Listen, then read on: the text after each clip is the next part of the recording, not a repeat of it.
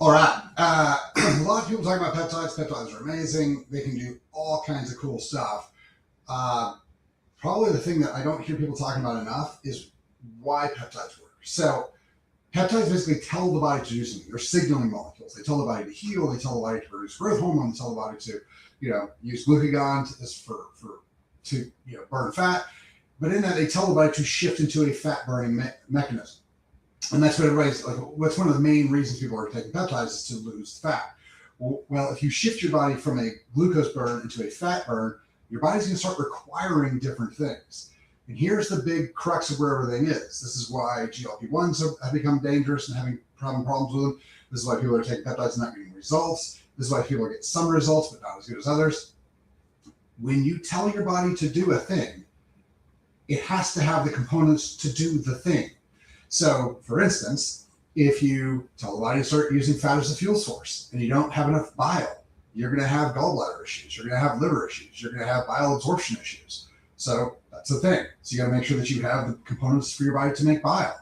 Methylated B vitamins are a big player of this. Methylated B6. If you don't think you're going to be able to produce enough, you need to take an outside source so that your body can do the thing you're asking it to do. If you're like, hey, body, burn fat, and you're like, but it's like, I don't have any of the tools to burn fat. Like, I don't know what to do. You're going to have problems. So that's a big issue, because what ends up happening is that when you tell your body to burn fat, but it doesn't have the ability to burn it, it will eat your muscle tissues to create sugar so it can run on that. And so that's the problem we're running into. So as we go through this, make sure that you guys are getting in the nutrients that are required to do something. So, I like my bake the cake example. If you tell somebody to bake a cake, but they don't have any eggs, you can tell them to bake a cake as much as you want to. They're not going to be able to bake a cake. And if they do try to bake a cake, it's not going to turn out the way you wanted it to. So, nutrient deficiency is still the number one reason people are getting sick. It's still the number one reason people are not getting their goals. That's the big thing. So, make sure that when you guys are taking the peptides, that you're giving your body the entire complement of what you need. This goes back to the core, really important function about peptides, stem cells, supplements, the whole deal. Nothing can heal the body, nothing can fix the body but the power that made the body. And so what ends up happening is that you're giving the tools to the power that made the body to do the thing. If you don't give it all the tools, all the building blocks, all the things that it requires, it can't really do the job you're asking it to do. So recognize what you're doing. When you put a peptide in, you're not causing a thing to happen. You're asking the body to do a process. If it doesn't have the tools and the mechanisms and the nutrients to do the process, it can't do it very well. So, this is the whole point when we start looking at DNA. We start seeing like, oh, you have MTFHR. What is MTFHR? MTFHR is where your body doesn't make enough methylated folic acid. It's critical for a lot of things in the body. The brain and spinal cord form because of methylated folic acid. Your brain regenerates, your colon regenerates, mucous membranes regenerate and heal because of methylated folic acid. If you don't have enough, and you tell the body, hey, do this thing, it breaks down. So there's a lot of function that we have to make sure that, okay, not only are we telling the body to do a thing, but we're making sure the body has enough nutrients to do this thing as well. And here's the thing, water and sleep are both nutrients. Look at it that way. They're technically, net water is, but sleep's technically not a nutrient, but think of it that way. If you're not getting enough sleep, you're shooting yourself in the foot. You're taking all these peptides to do all this work. And most of it, if you're trying to burn fat and build muscle tissue, your muscle tissue is being built at night. So if you're not sleeping properly, if you're not breathing properly at night, peptides are going to help a little bit, but they're not going to get you where you want to go.